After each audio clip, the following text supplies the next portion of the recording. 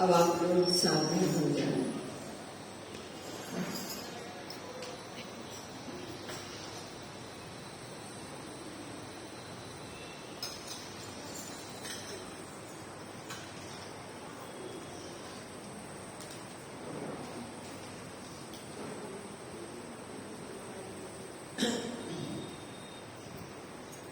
एक इंग्लैंड के फिलोसफर हुए, उन्होंने भगवत गीता के बारे में एक बहुत हंसी की बात कही। वैसे तो उसमें बहुत बड़ा मर्म भी था, लेकिन जो उसने कहा वो हंसी वाली बात थी। उसने कहा कि इंडिया में, भारत में एक गाय का चरवाहा हुआ। गाय का चरवाहा जानते हैं, गाय चराने वाला। तो एक गाय का चरवाहा हुआ इंडिया में, और उसने जो किताब लिखी है उसके टक्कर की कोई पूरी दुनिया में किताब नहीं है। यानी गाय के चरवाहे से मतलब उनका श्री कृष्ण से है, और टक्कर की कोई किताब नहीं, भगवत गीता से मतलब है। लेकिन उनका कहने का एक तरीका कि एक गाय का चरवाहा यानी बेपढ़ा लिखा, उसने ऐसी किताब लिखी कि उसके टक्कर की कोई भी किताब हमारे विश्व में नहीं है। तो अगर इंडिया के बेपढ़े लिखों का ये हाल है, तो वहां के पढ़े लिखों की क्या बात होगी। तो कहने का अभिप्राय है, वो जानते हैं ये सुप्रीम पावर भगवान की लिखी हुई है। वो कहते हैं पढ़े लिखे हम लोग जैसे हैं, हम लोग क्या लिखेंगे, क्या जानेंगे। गीता का एक अक्षर भी बिना किसी वास्तविक महापुरुष के हम लोग कभी समझ ही नहीं सकते। थोड़ा सा आप लोग सुन रहे हैं कि सबसे पहले तो बहुत से लोग ये जानते ही नहीं है कि अर्जुन ने अज्ञानी बनने की एक्टिंग की। हम लोगों की तरफ से अज्ञानियों का प्रतिनिधित्व किया उन्होंने, और जो कुछ हमारे मन की दयनीय दशा है संसार में, उसी दयनीय दशा को श्री कृष्ण के समक्ष रख दिया। क्योंकि मन का इलाज तो गुरु ही करता है, स्पिरिचुअल डॉक्टर है। सदगुरु वैद्य वचन विश्वासा, एक फिजिकल डॉक्टर होता है शरीर का इलाज करने वाला, और असली इलाज होता है मन का। क्योंकि मन के रोग जो हमारे अंदर है ना, बड़े बड़े भयानक रोग है, और उनकी जननी माता जो है ये माया है। इसी के विकार है काम, क्रोध, लोभ, मोह, ईर्ष्या, द्वेष, पाखंड, सब माया के विकार हैं। और हम सबके अंदर हैं बैठे हुए, और हर समय रहते हैं। ये चोर है, चोर। इस समय तो जिस वातावरण में हम बैठे हैं ना, ये चोर बेचारे बैठे हैं अनएम्प्लॉयड, क्योंकि अभी कोई ऐसा वातावरण नहीं है कि वो हम पर हमला करे। बड़ी शांति से हम सुन रहे हैं।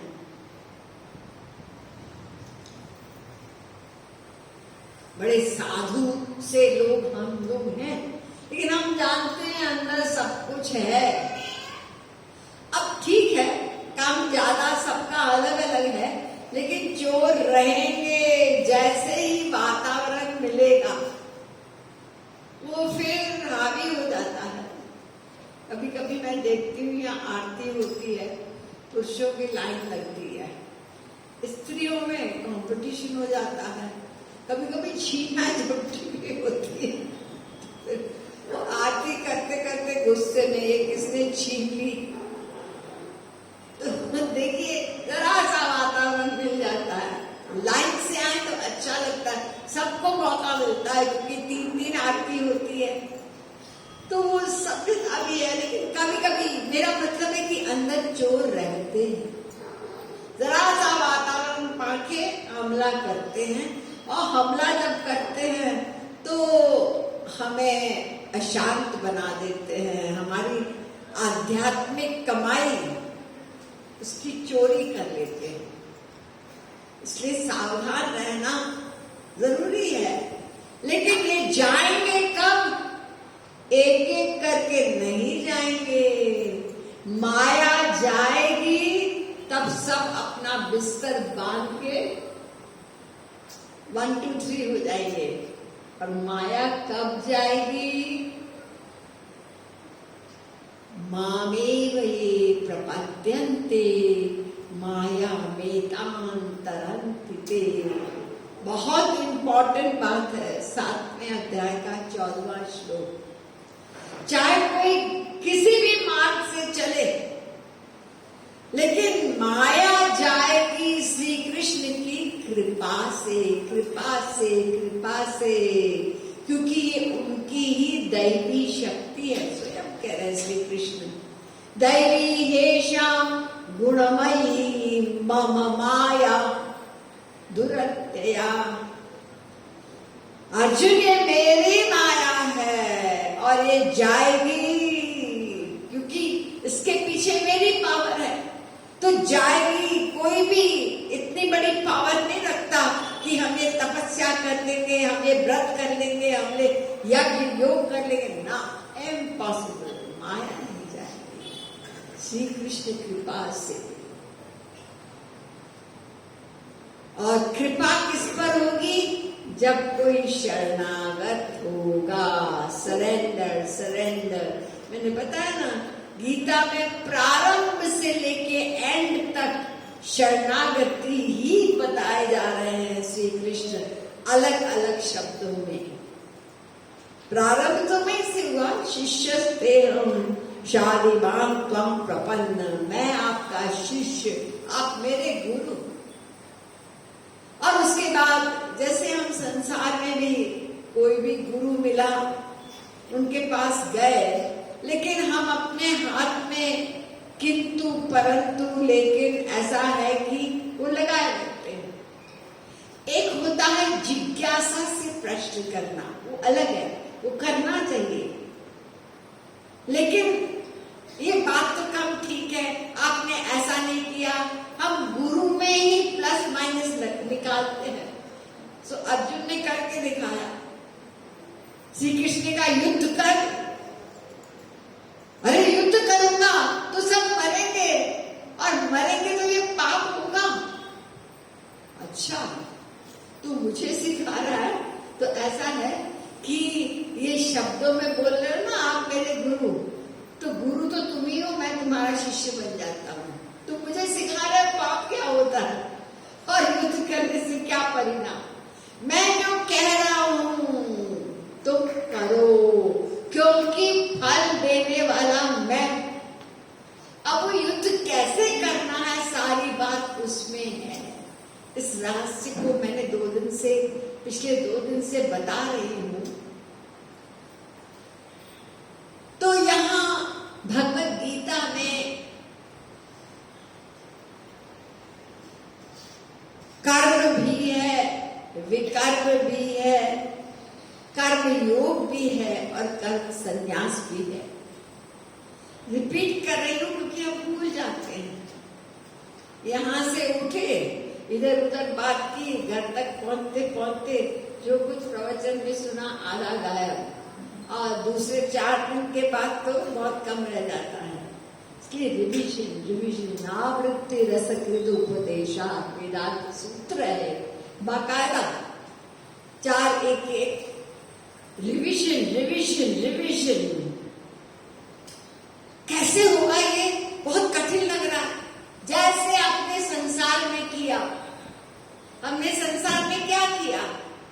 संसार मेरा है, इसमें सुख है, इसमें सुख है, इसमें सुख है, इसमें सुख है, इसमें सुख है, इसमें सुख है।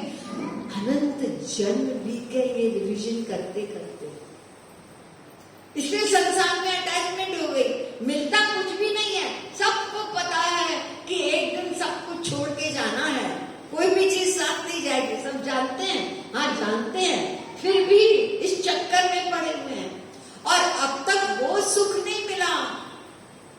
भीतर से आवाज आती, बस बस बस मिल गया, आई एम फुलफिल्ड ना, बस जरा ये हो जाए, जरा ये हो जाए, ये चक्कर चल रहा। फिर भी यहाँ आ सकती है, क्यों? रिविजन किया, गलत रिविजन किया है, ये रॉन्ग नॉलेज है हमारे अंदर, अज्ञान। इसलिए गुरु क्या करता है? दो काम करता है। हमारे अंदर जो बैठा हुआ है अनंत जन्मों का अज्ञान, बहुत डीप रूटेड है। मैं शरीर हूं और ये संसार मेरा, इसमें सुख है। इतनी सी बात को हमने इतना ज्यादा अंदर बैठा रखा है अनंत जन्मों से। इस गलत ज्ञान के कारण ही उधर मन लगना कठिन लग रहा है। अभ्यास, इसलिए श्री कृष्ण ने कहा ना, अभ्यास न तो कौन्तेय वैराग्य न च गृह्यते। तो रिविजन तो मैंने बताया, एक कर्म है, दो धर्म है हमारे, क्योंकि हम दो हैं, एक शरीर और एक आत्मा। तो ये जो शारीरिक धर्म है, फिजिकल धर्म, ये वर्णाश्रम धर्म है, ये शरीर संबंधी है। आत्मा ब्राह्मण क्षत्रिय वैश्य शूद्र नहीं होता। आत्मा ब्रह्मचारी गृहस्थ वानप्रस्थ नहीं होता। आत्मा तो श्री कृष्ण का अंश है, ये दिव्य है, ये नित्य है। तो वर्णाश्रम धर्म का पालन करने को श्री कृष्ण ने पहले कहा अर्जुन से, तुम क्षत्रिय हो, उठो और युद्ध करो, अपनी ड्यूटी का पालन करो। मैं तो नहीं करूंगा, ये सब पाप होगा। अच्छा, नहीं करोगे तो अर्जुन ये विकर्म होगा, पाप होगा, अपनी ड्यूटी का पालन न करना, तो इसलिए उसका फल नरक है। अच्छा, और अगर मैं क्षत्रिय धर्म का पालन करता हूं, युद्ध करता हूं, तो फिर उसका परिणाम क्या? उसका परिणाम अर्जुन अगर जीतेगा तो ये संसार का राज्य मिल जाएगा तुम्हें, जो छीन लिया है कौरवों ने। और अगर तुम अपने क्षत्रिय धर्म का पालन करते करते मृत्यु को प्राप्त हो गए, तो वो पुण्य कर्म माना जाएगा और उसका फल है स्वर्ग। तो श्री कृष्ण, अर्जुन ने कहा श्री कृष्ण से, देखो एक बात तो मैं जानता हूं, ये जो आप कह रहे हो ना कि मैं अगर जीत गया तो राज्य होगा, तो ये संसार में ब्रह्म भुवनालोका पुनरावर्तिनो अर्जुन मामुपेते तु कौन्तेय पुनर्जन्म न विद्यते। 8:16 श्री कृष्ण स्वयं कह रहे हैं अर्जुन से कि ये संसार तो बहुत नीचा है, ब्रह्मलोक तक भी आनंद नहीं है, वहां भी ये दुख से छुटकारा नहीं मिलेगा, कर्म बंधन रहेगा अर्जुन। तो फिर संसार की क्या बात है? तो अर्जुन जानते हैं कि संसार में हम लोग, वो तो कहते हैं राज्य में सुख नहीं है, और हम लोग करोड़ 2 करोड़ 1 मकान 2 मकान में सोच रहे सुख मिलेगा, और वो कह रहे ना। अच्छा, स्वर्ग में अर्जुन वहां भी बंधन है, वहां भी माया है, वहां भी वास्तविक सुख नहीं है। अच्छा, तो आप मुझे अच्छा बेवकूफ बना रहे हो कि युद्ध करो, तो ये दोनों जो परिणाम है, जो फल है युद्ध करने के, तो उसमें मेरा काम तो बनेगा ही नहीं, वास्तविक आनंद नहीं मिलेगा, दुख से छुटकारा नहीं मिलेगा। आप बताइए, मैं इनसे परे जाना चाहता हूं, मैं इस कर्म बंधन से, इस दुख से छुटकारा चाहता हूं। केशव, आपको मैंने गुरु बनाया है, आपको रास्ता बनाना पड़ेगा। तो श्री कृष्ण ने कहा, अर्जुन तुम अकर्मा बन। अकर्म मतलब जो मैं बताया कि कुछ नहीं करना है, और वो अकर्मा क्या होता है? उसको कर्म योग भी कहते हैं। तो श्री महाराज जी ने, आप लोग कल भी कहे ना कृष्ण ने कहा बात गोविंद राधे, मन मुझ में तन युद्ध में लगा दे, तन से जगत कर्म गोविंद राधे, मन से भजन कर्म योग बता दे।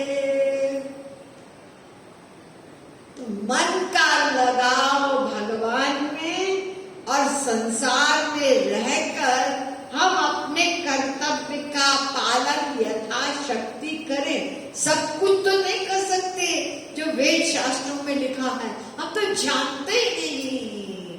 मैंने बताया ना, धर्मस्य त्वरिता गति।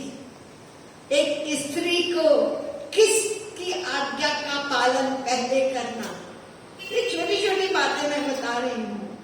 हर चीज में हम लोग गपट सपट करते हैं, चाहे वो श्राद्ध हो, चाहे वो जन्म किसी का हो, उसमें क्या क्या पूजा होती है, यज्ञ है, कुछ भी हो, हर जगह त्रुटि होती है, त्रुटि गलती होती है। तो श्री कृष्ण ने सब सेक्शन हम लोगों के लिए बना दिया। वो दयालु है ना, कृपालु है कि देखो तुम मेरी भक्ति करोगे तो तुमसे जो भी गड़बड़ी होगी मैं उसको माफ करूंगा। आज्ञायैव पुरान् दोषान् मया दिष्टान् अपस्फुटान् धर्मान् संत्यज्य यः सर्वान् मां भजेत सच सत्तमः। मेरा भजन करोगे तो ये वर्णाश्रम धर्म कर्म ड्यूटी में जो भी तुमसे गड़बड़ी होगी उसको मैं माफ करूंगा। तो आप लोग समझ गए। देखिए ज्ञान के बारे में श्री कृष्ण कह रहे हैं, नहीं ज्ञानेन सदृशं पवित्रमिह विद्यते। चौथे अध्याय का 38वां श्लोक। प्रशंसा कर रहे हैं ज्ञान की, और इसी ज्ञान की बुराई भी हो रही है। मुंडको उपनिषद कहता है अंधं तमः प्रविशन्ति ये विद्यामुपासते। 1-2-8। जो ज्ञान का अवलंब लेता है तो वो घोर पतन को प्राप्त होगा। ये जो विरोधी चीजें आती है ना, मैंने बताया ना, कर्म की प्रशंसा की और कर्म की निंदा की, ज्ञान की प्रशंसा की और निंदा की, तो हम इस छोटी सी बुद्धि से क्या समझेंगे? हमें जो सूट करता है हम वही एक्सेप्ट कर लेते हैं। तो देखिए इसकी बारीकी क्या है। जिस कर्म में भक्ति ना हो, योग ना हो, उसकी निंदा की गई है।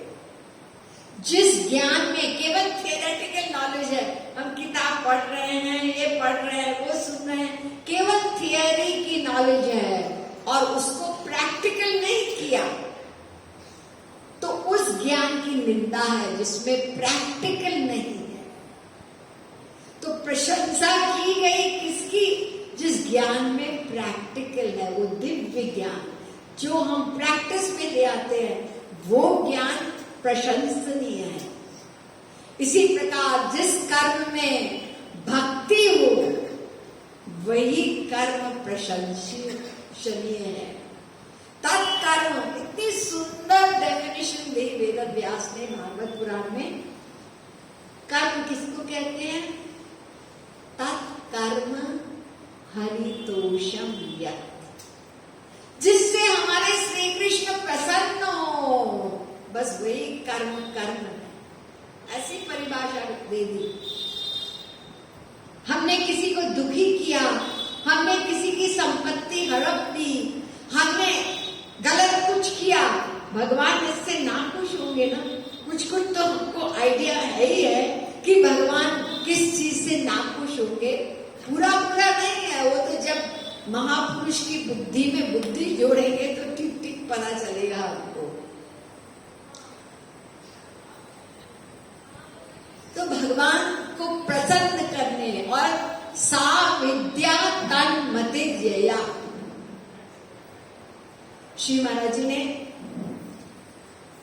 अपनी जन्मभूमि के पास एक बहुत विराट विशाल स्कूल पहले तो था, कुछ क्लासेस का, फिर ग्रेजुएशन, पोस्ट ग्रेजुएशन, ये सब खुलता चला गया। बहुत बड़ा है स्कूल और एक पैसा भी फीस नहीं दी जाती है क्योंकि वहां गरीब है। और टॉप का रिजल्ट अभी अभी पता चला कि जितने पोस्ट ग्रेजुएट के स्टूडेंट्स थे सबका फर्स्ट क्लास आया। बता क्या कृपा है महाराज जी की। ये बच्चे साधारण घरों के हैं और सबको एजुकेशन फ्री। कभी आप देखेंगे नहीं, और एजुकेशन फ्री वो तो है ही है। इसके अलावा जो गरीब है उनमें तो कभी साइकिल दे दी और सबको सर्दियों में कपड़े भी दे दे और उनको स्कूल बैग भी दे दी। मतलब देना महाराज जी ने आध्यात्मिक तो असंख्य प्रवचन दिए, ज्ञान के क्या कहते हैं, असीम समुद्र है, अनंत समुद्र ज्ञान के। लेकिन संसार के लिए भी, गरीबों के लिए भी, जरूरतमंद के लिए भी उन्होंने जो किया वो रिकॉर्ड है। चाहे हॉस्पिटल हो, चाहे स्कूल हो, चाहे विधवाओं को, चाहे गरीबों को दान देना, गांव वालों को दान देना, एक एक्सट्रीम है। और मेन बात यह है कि कभी पेपरों में आप नहीं पढ़ोगे, ये सब चीज साइलेंटली होती रहती है। जो लोग जाते हैं वो जानते हैं, कभी कभी यूट्यूब पे वो आ जाता है। लेकिन कहने का अभिप्राय अपने स्कूल में महाराज जी ने लिख दिया, सा विद्या तन मतिर्यया। वही ज्ञान है जो उसकी जानकारी दे, जिससे उसको तुम जानोगे, वही विद्या।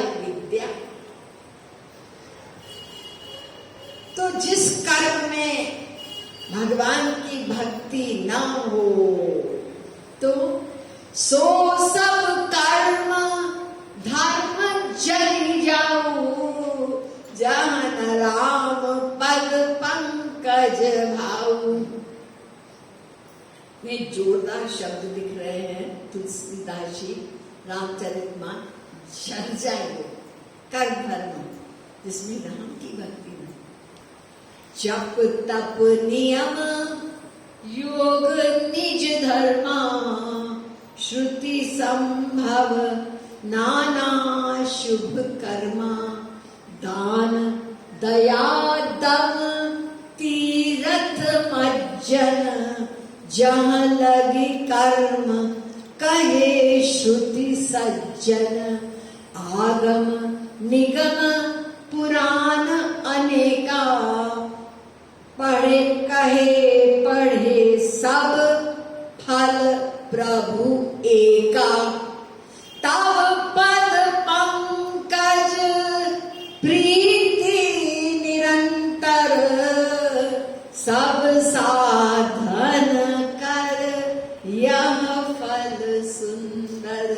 जिस जप से, जिस तप से, जिस व्रत से कुछ भी कर डालो, जिससे राम के चरणों की ओर प्रीति बढ़े, वही मेन है।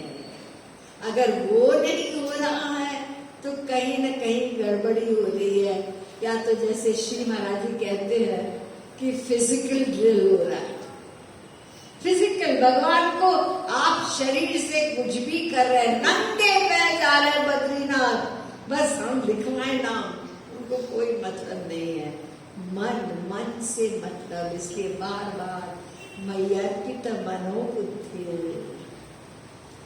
8वें अध्याय का 7वां श्लोक, मय्येव मनाधत्स्व मयि बुद्धिं निवेशय, 12वें अध्याय का 8वां श्लोक।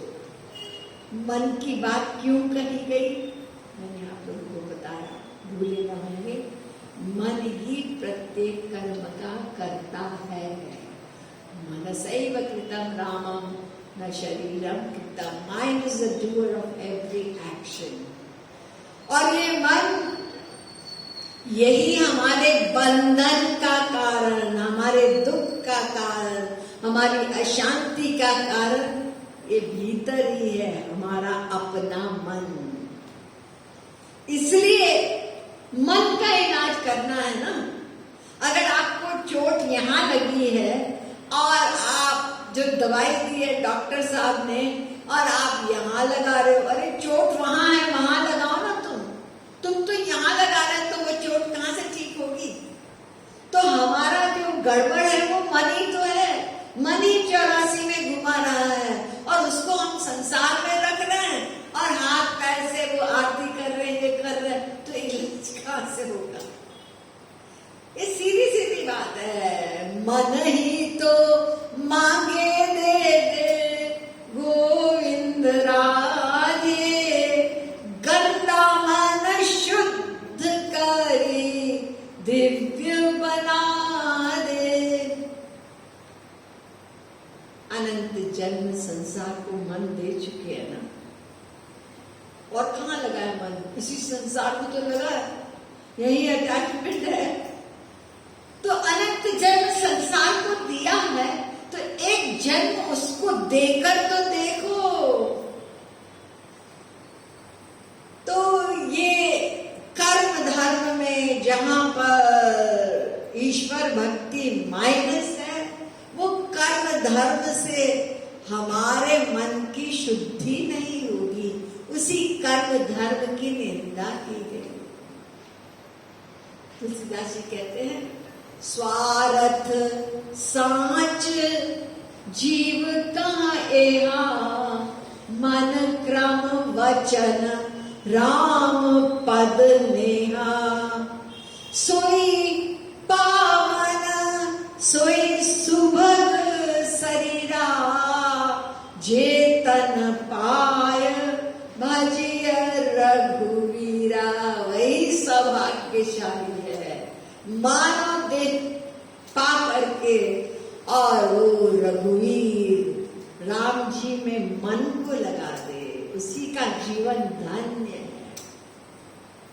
मैंने बताया ना कल हम लोग चोर हैं, भगवान ने समय दिया है कि मेरे पास आओ, ये रथ दिया है और तू मेरा चिंतन मेरा भजन कर। बाकी शरीर में देखिए, जानवर भी तो अपने शरीर को पालता है ना, खाना पीना सोना जानवर भी कर लेता है और हम भी वही करते हैं। तो अंतर क्या हुआ? बहुत बड़ा कमाल कर लिया कि हम अपने शरीर का पालन पोषण कर रहे हैं। असली कमाल तो ये है मानव देह का कि हम उधर की ओर चले, इसलिए मानव देह मिला है हमको। पालन पोषण तो उधर भी हो जाता है और हमसे अधिक अच्छा कर लेता है जानवर। वहां नियम होता है, नियम से उठता है वो। पक्षी सुबह सुबह चहकते हैं, चाहे शोर मच रहा हो, चारों तरफ लोग पार्टी करते हैं, शोरगुल होता है, लेकिन पक्षी अपने समय से उठता है। ये गाय वगैरह उनका खाना क्या है सोचिए, और हम लोगों का खाना क्या है? और हम लोग, ये कुत्ते की नींद कैसे होती है? बड़ी कच्ची होती है, जरा सा आवाज हुई वो देखता है कौन है, अच्छा अच्छा अपना घर का ही कोई बाहर वाला आ गया, घुस गया, देख लिया, भौंक भौंक के पागल हो जाएगा वो। यानी कैसी नींद उसकी कच्ची, और हम तो घोड़े बेच के सो जाते हैं। चोर आया भी चोरी करके चला गया, आप कहाँ थे? घर में नहीं थे। हाँ हम तो थे, फिर क्या हुआ? हम सो रहे थे, हमें पता ही नहीं चला। और कभी सोते हैं तो 3-4 गप्पे लगा रहे हैं, पार्टी में है, कहीं है तो 2-3 घंटे सो लिए, 1 घंटा सो लिए, रात भर करते रहे बातें करते हुए। और कभी सोते हैं, आजकल का युग जो ट्रेंड है ना, यही है, छुट्टी के दिन 10 बजे उठेंगे, 11 बजे उठेंगे। हमारी संस्कृति तो वही है कि सूरज के निकलने से पहले उठो। तो इसलिए हमारा जो जीवन है अभी इस कलयुग में और गड़बड़ होता चला जाता है। लेकिन मेन पॉइंट है मानव देह दुर्लभो मानुषो देहो देहि योगिनां क्षणभङ्गुरः तत्रापि दुर्लभं मन्ये वैकुण्ठप्रियदर्शनम्। दुर्लभ है, दुर्लभम त्रयमेवैतद्दैवानुग्रह कारकम् न मानुषा श्रेष्ठतरं हि किंचित् न मानुषं विनान्यत्र तत्वज्ञानं तु भरा पड़ा है शास्त्रों में इस मानव देह की दुर्लभता। अरे सबको तो है, ऐसा नहीं है, बड़े बड़े जन्मों बाद मिलता है मानव देह, इसको टेकन फॉर ग्रांटेड मत करो। एग्जाम्पल आप लोग जो महाराज जी को सुनते हैं, सुना होगा कि एक फुट के गड्ढे में पानी भरा हो तो उसमें उतने ही जीव हैं। एक फुट के गड्ढे में 8 अरब है ना मनुष्य आज, एक गड्ढे में इतने जीव हैं, तो आप सोचिए बाकी कितने होंगे जीव हमारे संसार में, और सबको क्रॉस करके हम मनुष्य बने। देवता भी हमारे शरीर को चाहते हैं, तरसते हैं कि भगवान हमको मनुष्य शरीर दें। कितना ही रोगी शरीर हो किसी का, तब भी देवता सोचता है कोई बात नहीं है, रोगी शरीर है, मनुष्य शरीर तो मिलेगा, जितनी देर मिला आप कुछ कर देंगे, इस 84 से निकलेंगे। देवता के शरीर में भी कमाई नहीं है, वहां तो केवल पुण्य कर्म का भोग है, मैंने बताया ना। तो केवल एक शरीर है कमाई का, मनुष्य शरीर। इस मनुष्य शरीर को पाकर हम ठीक ठीक करेंगे तो मनुष्य से हम भगवान के पास पहुंच सकते हैं, फ्रॉम ह्यूमन टू डिवाइन। और अगर गड़बड़ किया, फ्रॉम ह्यूमन टू एनिमल जाना पड़ेगा। इसलिए बहुत सावधान होना है। मनुष्य शरीर जो मिला है, इसका दुरुपयोग होता है ना, तो A1 क्लास का दुरुपयोग होता है, कर ही रहे हैं। इसको बुद्धि को लगा लगा के न्यूक्लियर वेपन्स बना रहे हैं, क्या कुछ नहीं कर रहे हैं। आजकल जो चोरियां होती है, नई नई चोरियां होती हैं, क्या बैंक का खाता खाली हो गया, ऑनलाइन चोरी, नहीं सुनती। ये बुद्धि है मनुष्य की, गलत साइड में चली तो बहुत तेजी से जाएगी। तो मानव देह में ही हम अपने लक्ष्य को प्राप्त कर सकते हैं। तो कर्म में भक्ति यानी मन उधर और शरीर से यहाँ वर्क होगा। प्रेम सिद्धांत में आप लोग एग्जाम्पल कुछ लोगों ने पढ़ा होगा, ये महाराज जी के जीवन में प्रैक्टिकली हुआ, तो महाराज जी ने समझाया। कहीं पर सम्मेलन हो रहा था, तो वहां यंग लड़के गए, होता ही है उनका प्रश्न तो बिल्कुल जेन्युइन था, लेकिन वो गए दोनों तरह से, प्रश्न भी और मजाक बनाने के लिए सनातन धर्म की। तो सम्मेलन में महात्मा लोग बैठे थे, तो उन्होंने कहा देखो ऐसा है कि हमने सुना है कि गंगा में नहाने से पाप धुलते हैं, लिखा है ना, हाँ लिखा है शास्त्रों में, गंगा गंगेति यो ब्रूयात् योजनानां शतैरपि। अरे मुंह से भी गंगा गंगा गंगा करेगा तो भी पाप धुल सकते हैं उसके। तो हम तो कितनी बार नहाए हैं, गंगा जी में हम नहाए हैं, और हम जैसे अंदर गए, गंगा जी के अंदर जय गंगे करते करते बाहर आए, वैसे ही हमारा हाल है। वही हमारे अंदर जो विचार हैं अच्छे बुरे वैसे की वैसे है। तो या तो आपके शास्त्र गलत हैं या कोई और बात है, आप जरा समझाइए क्यों नहीं हमारे पाप। हम तो कई बार नहा चुके हैं। अरे हम लोगों की तो क्या बात है, जब कुंभ मेला होता है, सबसे बड़ी गैदरिंग हमारे इंडिया में होती है कुंभ मेले में, नियरली 1 मिलियन आ जाते हैं, बाहर से भी लोग आते हैं। तो कितने लोग आए, हमारे संसार तो बहुत अच्छा हो जाना चाहिए था ना। कितने लोग निष्पाप हो गए गंगा जी में नहाते नहाते। तो उनको सैटिस्फैक्टरी आंसर नहीं मिला। अब परेशान है लोग कि अगर इनको आंसर नहीं मिला तो हमारे सनातन धर्म की मजाक बनेगी, तो कैसे दिया जाए। तो पास में श्री महाराज जी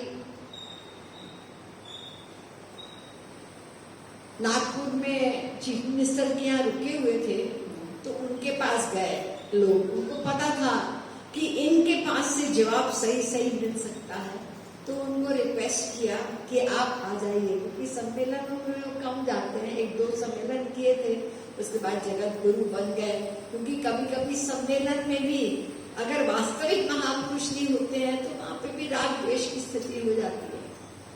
तो उनको रिक्वेस्ट किया गया और वो गए, और उन्होंने कहा, उन लड़कों को कहा आके बैठो यहाँ हमारे पास बैठ जाओ, और मैं तुम्हारे प्रश्न का जवाब दूंगा बिना शास्त्र के एग्जाम्पल के, डेली लाइफ के एग्जाम्पल से मैं आपको जवाब दूंगा। ठीक है। उन्होंने कहा तुम ऐसा करो कि एक बोतल में तुम पेशाब यूरिन भर दो और उस बोतल को बंद कर दो और उस बोतल को गंगा जी में डाल दो। अब तुम्हारी मर्जी है कितने दिन डले रखना है, 1 दिन, 2 दिन, 10 दिन, 20 दिन। तो 20 दिन के बाद उस बोतल को निकालो और उसका खोल करके और आचमन कर दो। लोग अपने अपने घरों में गंगा जी, विदेशों में लेके जाते हैं गंगा जल, हालांकि उसमें क्या कुछ पड़ता रहता है, लेकिन फिर भी गंगा जल शुद्ध माना गया। तो महाराज जी ने उनसे कहा कि वो जो बोतल है उसको खोलकर और उसका आचमन करो। अरे रे रे, हम कैसे करेंगे? क्यों नहीं करोगे? वो तो गंगा जी में पड़े रहे 20 दिन। वो ऐसा है, वो उसमें तो वही सामान है जो अंदर पहले था, गंगा जल नहीं है उसमें। अच्छा, क्यों? क्योंकि वो बंद थी बोतल, वो गंगा जी में नहीं मिली। तुम गंगा नहाने जाते हो तो मुझे एक बात बताओ कि पाप जिसकी बात तुम कर रहे हो कि पाप नहीं धुले, वो पाप होते कहाँ हैं? तुम्हारे हाथ में कि पैर में कि सिर में, कहाँ होते हैं? उन्होंने कहा पाप तो अंदर भीतर मन की में होते हैं। अच्छा, तो जब तुम गंगा नहाने गए तो तुम्हारा मन गंगा जी में धुला कि नहीं धुला? यानी गंगा नाम की दिव्य पर्सनालिटी है, आप लोग जानते होंगे। वो गंगा देवी का नाम है, और वो गंगा वो भी उन्हीं वहीं से निकली। तो तुम्हारा मन उस दिव्य पर्सनालिटी गंगा में मिला नहीं मिला, तो फिर पाप कैसे धुलेंगे? तुम्हारा मन पता है कहाँ था? तुमने अपना कपड़ा रखा था वहां गंगा के किनारे, और उसमें तुम्हारा पर्स भी था, वहां चप्पल भी थी। नहाते नहाते पीछे मुड़ के देखते रहे कहीं कोई उठा न ले जाए, पंडा या कोई और आदमी उठा न ले जाए। तुम्हारा मन उधर पड़ा था। और इतना ही नहीं, तुम सारा नजारा देख रहे थे। वो वहां देखो स्त्रियां नहा रही है, वो देखो नाव जा रही है वहां पे। तो तुम्हारा मन तो चारों तरफ था, गंगा नाम की पर्सनालिटी में वो मन नहीं मिला, तो पाप कैसे धुलेंगे? तुम्हारा मन तो टाइट बंद था, जैसे वो शीशी थी ना, ऊपर से टाइट बंद है। तो हमारा मन भी इस संसार में टाइट बंद है, वो भगवान में नहीं लगा है। तो फिर कैसे हमको लाभ मिलेगा भगवान का? कैसे ये मन शुद्ध होगा? तो एक सिंपल एग्जाम्पल से उन बच्चों को सेटिस्फैक्शन उन्होंने दे दी कि फैक्ट तो ये है तभी तो हमारा मन साफ होगा। तो इसलिए मेन पॉइंट है मन। मन, इसी बात को श्री कृष्ण बार बार भगवत गीता में अनेक शब्दों से दोहरा रहे हैं। अनन्यास चिंतयन्तो माम्। मेरा चिंतन, चिंतन किससे होता है? मन से होता है ना। अनन्य चेता सततम यो मां स्मरति नित्यशः। मेरा स्मरण कर नित्य। स्मरण कौन करता है? मन करता है ना। यानी अनेक शब्दों से श्री कृष्ण बार बार यही समझा रहे हैं कि मेरा चिंतन कर और मेरे शरणागत। शरणागति का मतलब वही मयि अर्पित मनोबुद्धि। मन बुद्धि मुझे दे दे, तभी मैं इस गंदे मन को शुद्ध करूंगा और तुमको कृपा मिलके ये माया चली जाएगी। तो आप लोग समझ गए कि अनासक्ति युक्त कर्म संसार में और मन, इसको सिंपल शब्द में कह सकते हैं, मन यार में और तन कार में। शरीर संसार में। रामकृष्ण परमहंस ने इसको डिफरेंट वे में बताया। Do your duty with one hand and hold to God with the other। दो हाथ है ना, इस हाथ को छोड़ना मत, भगवान को पकड़े रहना, उनके चिंतन को। और ड्यूटी तुम अपना एक हाथ से संसार। Do your duty with one hand and hold to God with the other, and when your duty is over, hold to God with both hands। इस प्रकार से तुम्हें अभ्यास करके संसार में रहना है। तो कल मैंने आप लोगों के आगे प्रश्न रखा था, अर्जुन ने हम लोगों की तरफ से किया था कि बहुत से लोग संसार से दुखी होके, अरे हम जा रहे हैं आश्रम में, हम जा रहे हैं अपना घर छोड़ के, परेशान हो गए तो सन्यासी बन जाएंगे। तो अर्जुन ने कहा संन्यास कर्म योगश्च निःश्रेयसकरावुभौ तयोस्तु कर्म संन्यासात् कर्मयोगो विशिष्यते। 5वें अध्याय के दूसरे श्लोक में जो सब संसारिक ड्यूटियों का त्याग करके केवल श्री कृष्ण ईश्वर भक्ति करते हैं, उसको कर्म संन्यासी कहते हैं। यानी कर्म का त्याग कर दिया, संसार से मतलब नहीं है, केवल भक्ति में। तो उनको क्या मिलता है? श्री कृष्ण का दर्शन, उनका प्रेम, माया से छुटकारा। और जो अपनी यथाशक्ति डिटैच ड्यूटी यानी कर्म योगी, मन भगवान में है, शरीर से संसार में वर्क कर रहा है, वो कर्म योगी, उसको क्या फल मिलेगा? वही फल मिलेगा जो कर्म सन्यासी को मिला। तो अर्जुन को लगा ये अच्छी मुसीबत है, कर्म करो, मारो, ये सब करो, इससे अच्छा सन्यासी बन जाए। तो बताइए तो दोनों में कौन श्रेष्ठ है? तो श्री कृष्ण ने कहा देखो, कर्म सन्यासी से कर्म योगी श्रेष्ठ है। क्यों? एग्जाम्पल दिया कि देखो कर्म सन्यासी कुछ नहीं करता, केवल भक्ति करता है, और भक्ति भीतर की चीज होती है ना। तो संसार देखेगा नहीं भक्ति को, कि असली भक्ति तो अंदर की चीज होती है। तो वो सोचते हैं ये आदमी देखो कुछ भी नहीं करता, अपन भी ऐसे हो जाए।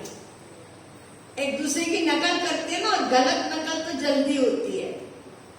तो अर्जुन जो कर्म सन्यासी की नकल करेगा वो विकर्मी बन जाएगा। विकर्मी आप लोगों को याद है ना, जो अपनी ड्यूटी नहीं करता, हम नहीं करेंगे तो वो पाप का भागीदार होगा, क्योंकि उसने देखा ये कुछ नहीं करता, हम भी नहीं करेंगे। तो कर्म सन्यासी की नकल करने वाला वो विकर्मी बन सकता है। और जो कर्मयोगी की नकल करेगा, क्या देखेगा? भक्ति तो देखने वाली चीज नहीं समझ में आएगी, कर्म करता है, वो अपनी ड्यूटी करता है, तो कम से कम वो व्यक्ति कर्मी बन जाएगा। वर्क तो करेगा, हमको भी ड्यूटी करनी चाहिए, वो भी करता है, हम भी करें, तो उसकी नकल करने वाला व्यक्ति, चलो भक्ति की नकल नहीं, उसको नहीं पता, लेकिन कर्मी तो बनेगा। और एक दिन कर्मी को जब सही संग मिल जाएगा तो फिर वो भक्ति करेगा, और विकर्मी तो कुछ नहीं करेगा, तो फिर भक्ति का तो प्रश्न है ही नहीं। तो श्री कृष्ण ने कर्म योग को श्रेष्ठ बताया, लेकिन यहाँ पे सीनियर सिटीजन ये ना सोचे कि अपन भी कर्म योगी हैं। अरे वानप्रस्थ कहाँ गया? भजन कब होगा? जब गृहस्थ भी पड़े रहेंगे तो फिर भजन नहीं हो सकता। एक ही तो मन है।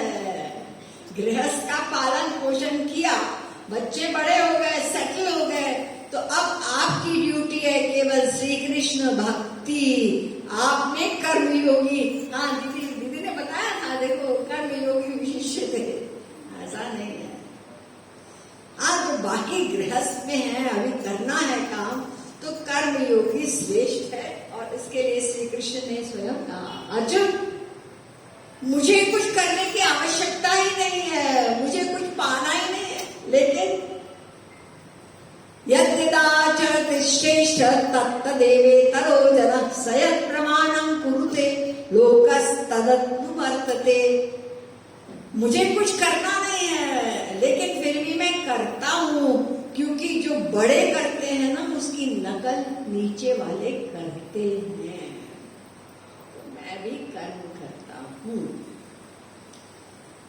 अब हम लोगों का नेचुरल प्रश्न है कि संसार में रहते हुए, इतना विकट संसार है और हम लोगों का ये संसार में इन्वॉल्वमेंट बढ़ती जा रही है, तो ऐसे में हम कर्म योग का पालन करें, यानी संसार में अनासक्ति युक्त कर्मों को, ये कैसे हो सकता है? ये सिंपल है। महाराज जी ने एग्जाम्पल दिया है कि दो प्रकार का वर्क होता है, हम लोग सब करते हैं। एक वर्क हम लोग करते हैं आसक्ति युक्त वर्क करते हैं, अटैचमेंट वाला, और बहुत सारे वर्क हम करते हैं बिना अटैचमेंट के, डेली करते हैं। जिस प्रकार से एक स्त्री है और उसका पति आज 2-3 साल बाद विदेश रहकर घर आ रहा है, और वो इतनी ज्यादा एक्साइटेड है और देखती है घड़ी को, उसको लगता है घड़ी रुक गई, कब आए कब आए, आज मैं अपने हाथ से बनाऊंगी। नौकर चाकर है, खाना बनाने वाला है, लेकिन वो कहती है मैं बनाऊंगी, तो वो खुद खाना बनाती है। और जब पति आता है और खाना खाता है तो कहता है, अरे ऐसा स्वादिष्ट तो मैंने कभी नहीं खाया खाना, इतना समय बाहर रहा, ये किसने बनाया? तो पत्नी ने कहा, आज मैंने बनाया। अच्छा अच्छा अच्छा, ऐसे मन करता है तेरा हाथ चूम लूं, इतना स्वादिष्ट भोजन। तो शाम को इतने दिनों बाद पतिदेव आए हैं, अब कुछ बातें करेंगे, कुछ टाइम साथ में रहेंगे, तो उसने नौकर को कह दिया, देखो अभी तुमको खाना बनाना है शाम को, और ये सब चीजें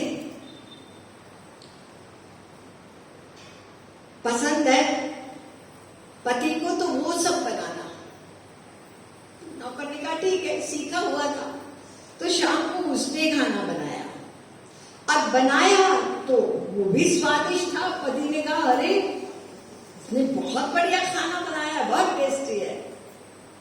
तो देखिए, खाना पत्नी ने बनाया स्वादिष्ट, नौकर ने बनाया स्वादिष्ट बनाया, लेकिन दोनों के कर्म में दिन रात का अंतर है। कैसे?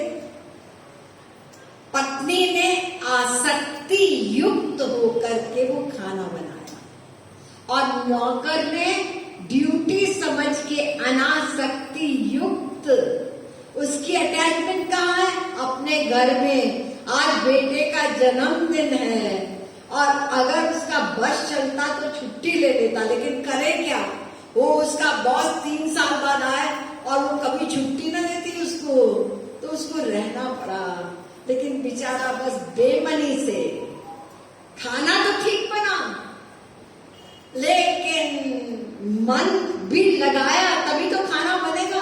अगर मन को नहीं लगाओगे खाना बनाने में तो फिर नमक की जगह चीनी चली जाएगी। लेकिन मन को यूज करते हुए उसने खाना बनाया, लेकिन अटैचमेंट नहीं थी। समझ में आया?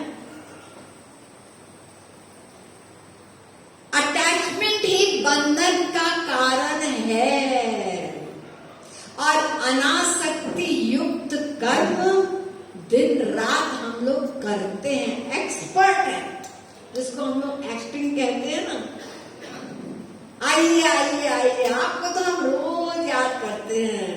आपका पुराना पड़ोसी कोई था और वो बहुत दिन बाद आपके घर आया, और क्योंकि आपके आपस में संबंध बहुत क्लोज थे तो बेधड़क कितने बजे आया? रात को 12 बजे। क्यों? क्योंकि गाड़ी जो थी उसकी लेट थी, ट्रेन 4 घंटे लेट है। कहाँ जाऊं? अरे वो श्रीवास्तव है ना, उनके मिले नहीं, अब चला जाता हूँ, कुछ खाने पीने को भी मिल जाएगा। अब 12 बजे घंटी बजी और वो बड़बड़ा रहा है कि कौन पागल आया है 12 बजे।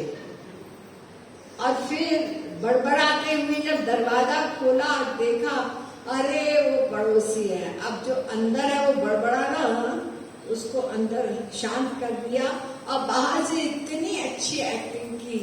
आप तो कभी मिले नहीं, उसके बाद में तो रोज ही याद करता था। अच्छा हो, अरे सॉरी मैं 12 बजे, कोई बात नहीं, आप किसी भी समय आओ, आपका घर। इस बात में हम लोग एक्सपर्ट हैं।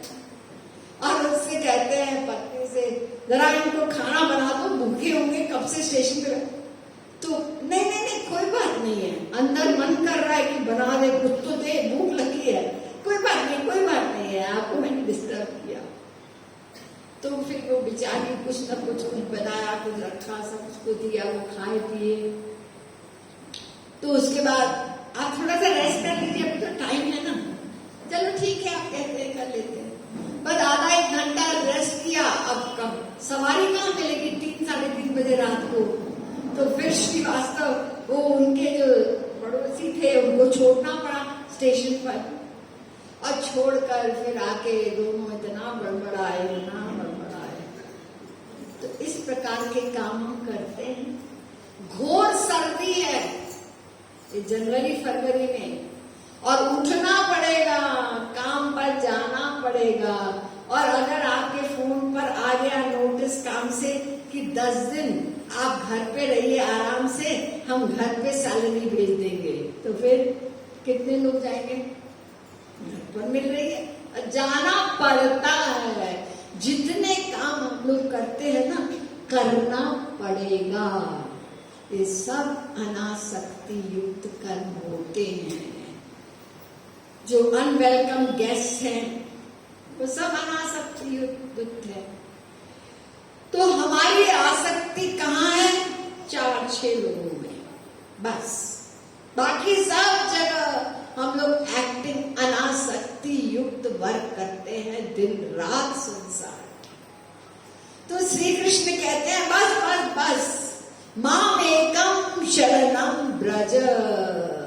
और हम भी हाथ जोड़कर बोलते हैं, त्वमेव सर्वम मम देव देव। भगवान कहते हैं एक्टिंग मुझसे नहीं चलेगी, एक्टिंग संसार में चलेगी। जैसे उसने कहा हम हर समय याद करते हैं, जब चाहे आ जाए, और वो भी बेवकूफ बन गया। जब ये एक्टिंग कर रहा है तो आप भी तो एक्टिंग करते हो ना, तो समझ लो ना वो भी एक्टिंग कर रहा है। नहीं, लेकिन जब कोई एक्टिंग करता है हम असली समझ लेते हैं, बड़े अच्छे हैं, देखो किस तरह से हमको स्वागत किया। तो हम भगवान से एक्ट करते हैं, और भगवान कहते हैं संसार में एक्ट करो तो काम चलेगा। फैक्ट मुझसे करो, मैं ही तो तुम्हारा हूं। सारे वेद शास्त्र क्या करते हैं?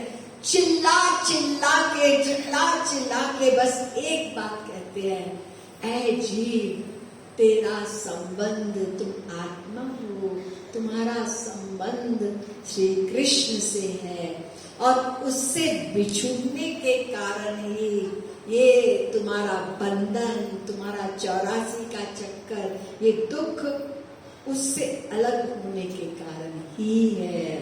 कृष्ण बहिर्मुख जीव कहाँ माया करत अधीन, और ताते भूयो आप कहाँ बन्यो विषय विष में। भक्ति शतक में श्री महाराज जी कहते हैं उसको भूल गए तो संसार में आसक्त हो गए और इसी में आनंद ढूंढ रहे हैं। वो कौन सा आनंद? मोह वाला, वो कहाँ मिलेगा आपको यहाँ? कृष्ण भूली शे जीव अनादि बहिर्मुख, अतएव तारदे संसार दुख। कबू स्वर्ग के पठाए, कबू नरके डुबाए, महापुरुष है तुमने कह रहे, सबने वो कारण बता दिया। उसको भूल गए ना, उससे बिछड़े हो ना, तो इसलिए दुख है। बस घूम जाओ, उसके शरणागत हो जाओ, उनसे ही तुम्हारा संबंध है। तो बंधन कब होता है मन का? संसार में अटैचमेंट कहीं भी हो, बंधन। और यही अटैचमेंट भगवान की ओर हो तो क्या होगा? मुक्त हो जाएंगे और आनंद मिल जाएगा। बस इसके ऊपर है कहाँ आपकी अटैचमेंट है। भगवान बुद्ध ने कहा, if you have 100 dear ones, dear ones मतलब 100 लोगों में तुम्हारी अटैचमेंट है संसार में, तो you will have 100 woes. Woes का मतलब दुख। 100 जगह अटैचमेंट, 100 दुख।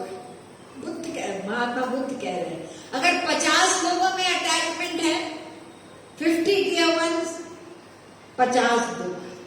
अगर एक में अटैचमेंट है तो फिर एक दुख, और किसी में अटैचमेंट नहीं तो कोई दुख नहीं। और यहीं पर वो कबीरा खड़ा बाजार में, सबकी मांगे खैर, ना काहू सो दोस्ती, ना काहू सो बैर। दोस्ती हो गई, बंधन। बैर हो गया, बंधन। बैर में भी तो मन चलता, वो ऐसा उसने मुझे ऐसा कहा, चिंतन हुआ ना, मन अटैच हो गया, दोनों तरफ बंध गया। तो अभ्यास अभ्यास अभ्यास। संसार व्यवहार मांगता है, अच्छा व्यवहार करो, मीठा मीठा बोलो तो खुश है, और भगवान प्यार मांगते हैं आपका, तो दोनों जगत चलेगा। लेकिन प्यार हम संसार को देते हैं, व्यवहार भगवान से। ये जो बहिरंग हम सब पूजा पाठ सब करते हैं, नियम है हमारा सोमवार का, अभी आज सोमवार है तो लोग जल चढ़ाने आते हैं, नियम है उनका। कोई भी कामना लेके आए तो हमें ये बार बार रिविजन करनी होगी, रिविजन। क्योंकि संसार में आसक्ति की जड़ें ना, ये मेरा है, और हर जन्म अलग होते हैं। पिछले जन्म में कौन बाप था आपको याद है? कौन माँ थी आपको याद है? कौन बेटा था आपको याद है? किसी को नहीं। वो एक सेट ऑफ रिलेशंस, आज कोई और, आज जाएंगे तो कोई और बनेगा। ये अनंत जन्म, ये पथिकों का संग्रह है। मिलते हैं, बिछुड़ते हैं, मिलते हैं, बिछुड़ते हैं, लेकिन वो नाता वो सदा साथ रहता है। जहां हम जाएंगे वो नहीं छोड़ता। तो इसलिए ये अभ्यास जितना हम रियलाइज करेंगे, यही शास्त्र वेद बता रहे हैं, बार बार। अभी यहाँ सुन के और घर चले गए और 2 दिन बाद भूल गए तो फिर हमारा काम बनेगा नहीं। ये सब चीज महाराज जी के प्रवचन जो आते हैं, या यहाँ पे जो उनके अनमोल वचन लिखे हुए हैं, उनको हम पढ़ेंगे, वो जो रिविजन करें, because this is life saving. इसको मत सोचो कि किताबें पढ़ना ये आपके जीवन में रक्षा ही नहीं देगा, आपको अपने घर पहुंचा देगा उनके वचन। ऐसे उनकी रिविजन बहुत जरूरी है।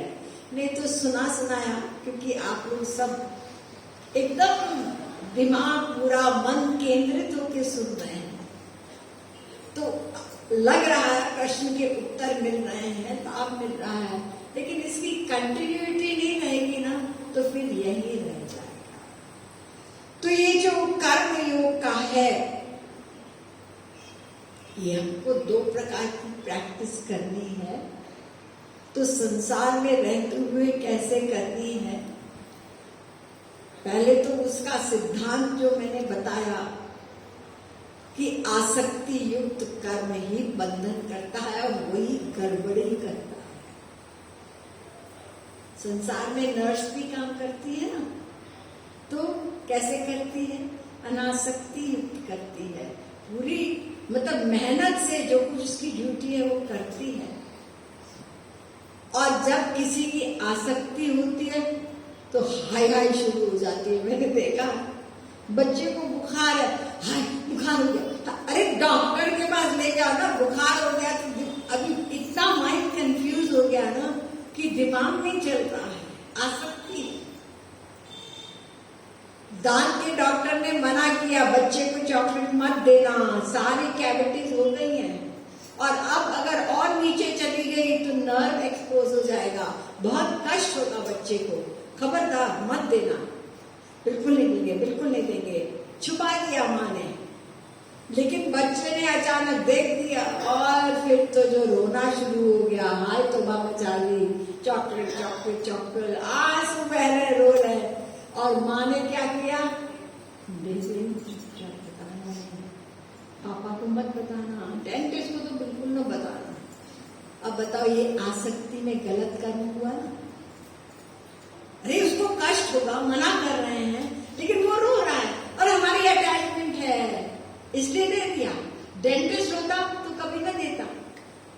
तो आसक्ति युक्त कर्म में कई बार गड़बड़ी होती है। हम लोग सोचते हैं नहीं ये फिर तो कैसे बच्चे पढ़ेंगे, ये कैसे होगा, ये हम ऐसा सोचते हैं, लेकिन ऐसी बात नहीं है।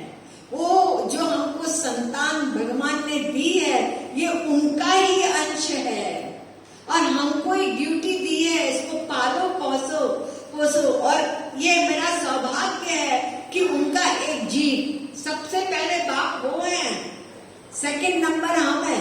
ऐसा कभी कहा बच्चे को? तो मेरा माता का पिता सिखा तो दिया, लेकिन उसको अर्थ तो बताओ कि बाप वो तेरे भी है और मेरे भी है। ऐसा तो नहीं बताया हमने।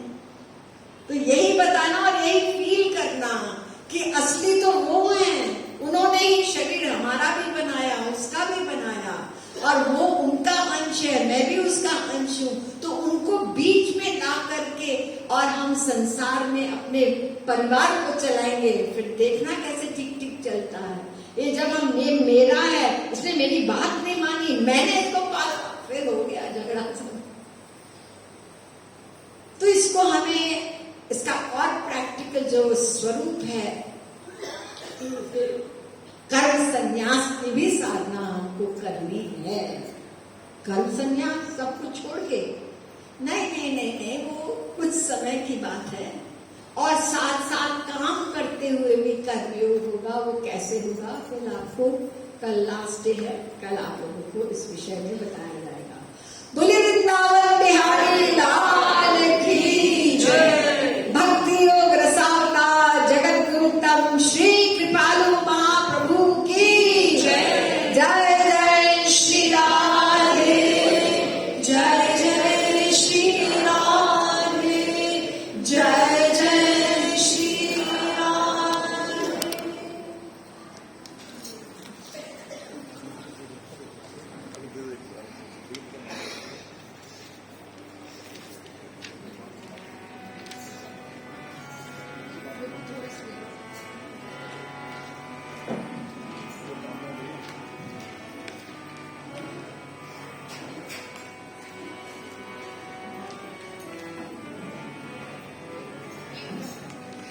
राधे राधे गोविंद गोविंद राधे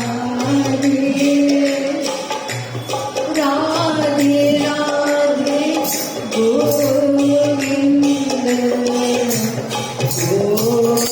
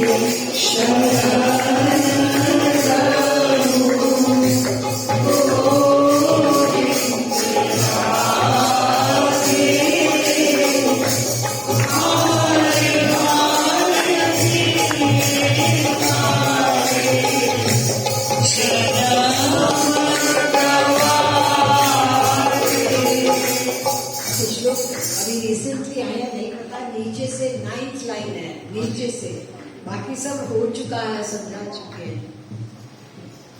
हरि की शरण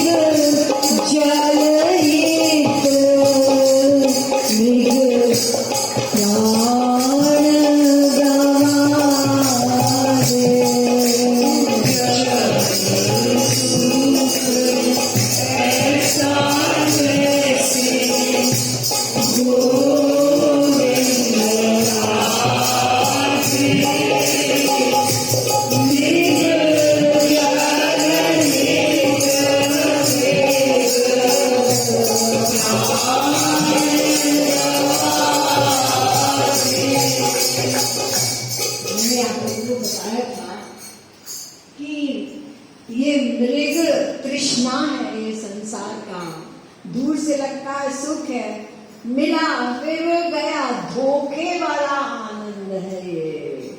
अपने अनुभव को देखें, नया कपड़ा खरीदा, बहुत सुख। दूसरे दिन और काम, तीसरे दिन और काम, चौथे दिन खत्म। इसी प्रकार हर संसार की प्राप्ति में नौकरी लग गई, बड़े खुश हैं, दूसरे दिन और काम, तीसरे दिन हाँ है तो अच्छी लेकिन फिर भी ऐसे ही प्रभु, बस यही मृग तृष्णा है। इसी धोखे वाले सुख में अनंत जन्म बीत गए। मृग जनहित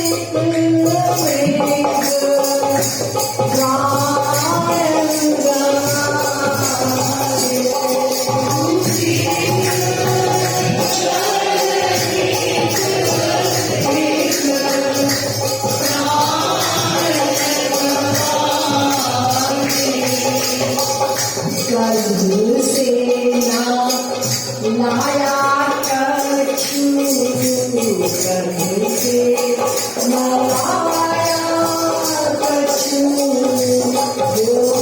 गोविंद राजे संग ही न जाए कछु,